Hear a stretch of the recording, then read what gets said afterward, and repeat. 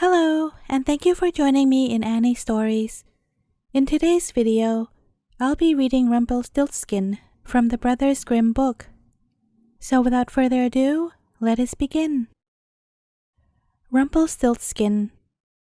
There was once a miller who was poor, but he had one beautiful daughter.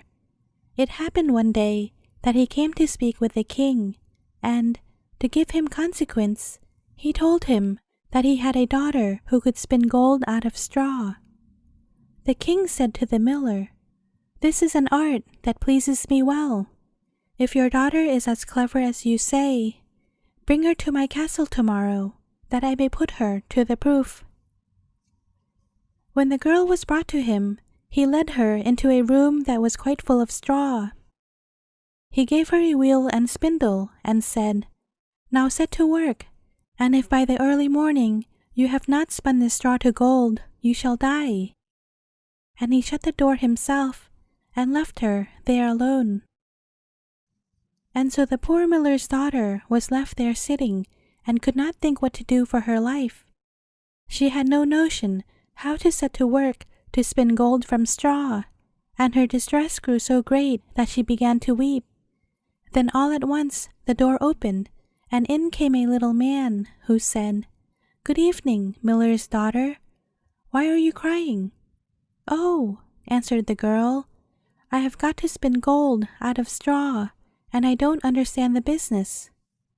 Then the little man said, "What will you give me if I spin it for you?" "My necklace," said the girl.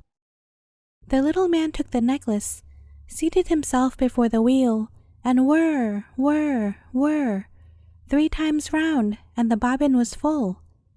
Then he took up another, and whir, whir, whir, 3 times round, and that was full. And then he went on till the morning, when all the straw had been spun, and all the bobbins were full of gold. At sunrise came the king, and when he saw the gold, he was astonished and very much rejoiced, for he was very avaricious. He had the miller's daughter taken into another room filled with straw, much bigger than the last, and told her that as she valued her life, she must spin it all in one night. The girl did not know what to do, so she began to cry, and then the door opened, and the little man appeared and said, "What will you give me if I spin all this straw into gold?" "The ring from my finger," answered the girl.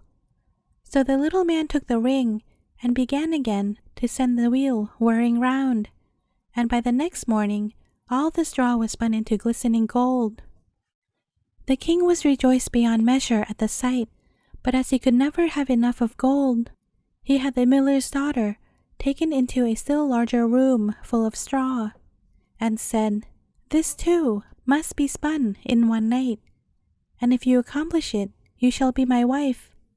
For he thought, although she is but a miller's daughter, I am not likely to find anyone richer in the whole world. As soon as the girl was left alone, the little man appeared for the 3rd time and said, "What will you give me if I spin the straw for you this time?" "I have nothing left to give," answered the girl. "Then you must promise me the first child you have after you are queen," said the little man. "But who knows whether that will happen?" thought the girl.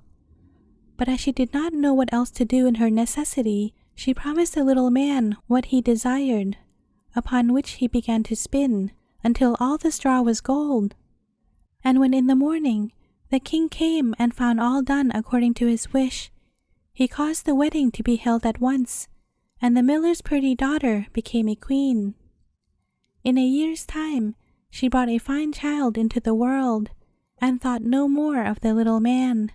But one day he came suddenly into her room and said, "Now give me what you promised me." The queen was terrified greatly, and offered the little man all the riches of the kingdom if he would only leave the child. But the little man said, "No, I would rather have something living than all the treasures of the world." Then the queen began to lament and to weep, so that the little man had pity upon her. "I will give you 3 days," said he, "and if at the end of that time you cannot tell my name, You must give up the child to me." Then the queen spent the whole night in thinking over all the names she had ever heard, and sent a messenger through the land to ask far and wide for all the names that could be found. And when the little man came next day, beginning with Casper, Melchior, Balthasar, she repeated all she knew, and went through the whole list. But after each, the little man said, "That is not my name." The second day, the queen sent to inquire of all the neighbors what their servants were called, and told the little man all the most unusual and singular names, saying, "Perhaps you are roast ribs, or sheepshanks, or spindleshanks?" But he answered nothing but, "That is not my name." The third day, the messenger came back again and said, "I have not been able to find one single new name. But as I passed through the woods, I came to a high hill, and near it was a little house. And before the house burned a fire, and round the fire danced a comical little man, and he hopped on one leg and cried, 'Today do I bake, tomorrow I brew, the day after that the queen's child comes in. And oh, I am glad that nobody knew that the name I am called is Rumpelstiltskin.'" You cannot think how pleased the queen was to hear the name, and soon afterwards, when the little man walked in and said, "Now, Mrs. Queen, what is my name?" She said at first, "Are you called Jack?" "No," answered he. "Are you called Harry?" she asked again. "No," answered he. And then she said, "Then perhaps your name is Rumpelstiltskin." "The devil told you that! The devil told you that!" cried the little man, and in his anger he stamped with his right foot so hard that it went into the ground above his knee.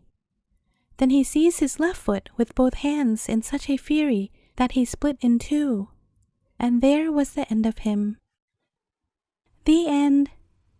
Thank you for listening. Do consider subscribing if you haven't already done so. I have over 100 stories in my channel for you to enjoy. Thanks for giving my small channel a chance to entertain you.